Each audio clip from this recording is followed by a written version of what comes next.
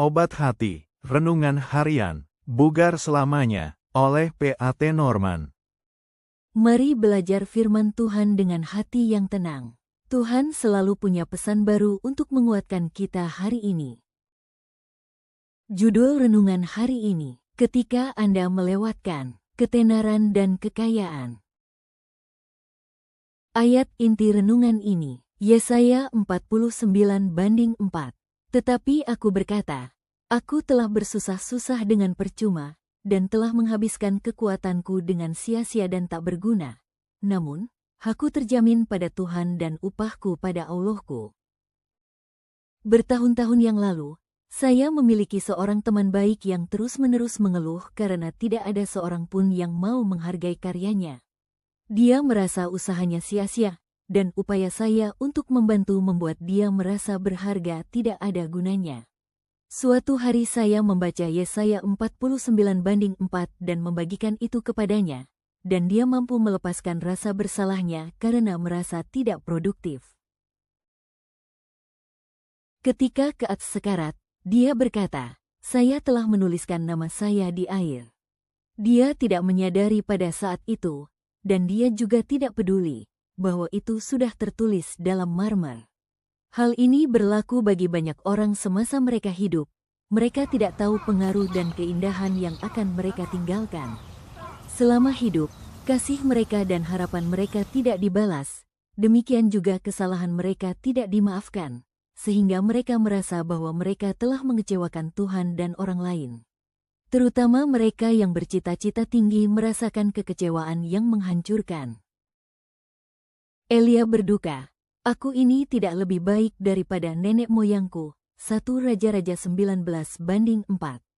Musa meratap, aku seorang diri tidak dapat memikul tanggung jawab atas seluruh bangsa ini, sebab terlalu berat bagiku. Bilangan 11 ayat 14.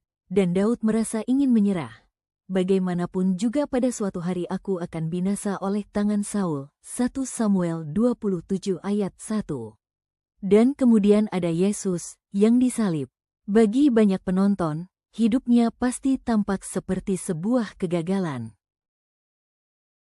Namun Tuhan melihat semua ini dari sudut pandang yang berbeda. Daripada membandingkan pekerjaan kita dengan pekerjaan orang lain, marilah kita menyerahkannya pada penilaiannya yang adil. Hadiah saya adalah pada Tuhan saya, bukan pada individu. Tidak mungkin bagi kita untuk memperkirakan nilai pekerjaan hidup kita. Bahkan Sang Mesias menjadi kecil hati. Sepanjang hari aku telah mengulurkan tanganku kepada bangsa yang tidak taat dan yang membantah. Roma 10 ayat 21. Tuhan menghakimi berdasarkan motif dan misi. Banyak upaya mulia yang terlewatkan oleh rekan kerja, saudara, dan teman-teman, tetapi Tuhan melihat dan mengetahui semuanya. Jika kita tetap mengingat dalam pikiran bahwa saudara kita, Yesus, melewatkan ketenaran dan kekayaan saat berada di bumi, maka kita bisa melupakan tentang imbalan. Untuk kebaikannya yang tak henti-hentinya, Yesus dibalas dengan kekejaman tertinggi dengan dipakukan di kayu salib. Dalam perspektif, kita diperlakukan jauh lebih baik dari apa yang Kristus terima. Kenapa kita harus khawatir atau mengeluh tentang apa yang kita terima atau tidak terima di bumi? Tuhan, pada hari-hari saya merasa tidak produktif dan tidak dihargai. Izinkan saya mengingat bahwa ketenaran dan kekayaan saya ada di tangan-Mu.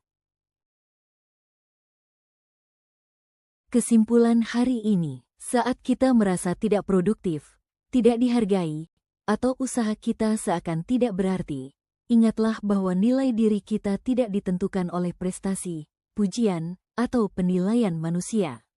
Tuhanlah yang menggenggam masa depan kita, nama kita berharga di hadapan-Nya. Dalam setiap langkah, Tuhan melihat, Tuhan peduli, dan Tuhan tidak pernah mengabaikan jerih lelah kita. Teruslah setia, karena kemuliaan dan masa depan kita ada di dalam tangan-Nya. Doa hari ini, Tuhan, tolong saya tetap percaya bahwa Engkau memegang hidup saya. Kuatkan hati saya saat merasa tidak berarti, dan ingatkan bahwa saya berharga di hadapan-Mu. Dalam nama Yesus, amin.